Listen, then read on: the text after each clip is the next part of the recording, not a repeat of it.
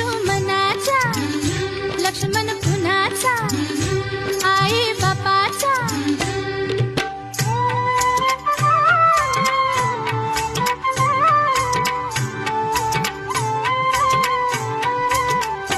दिवाळीच्या दिवशी ग,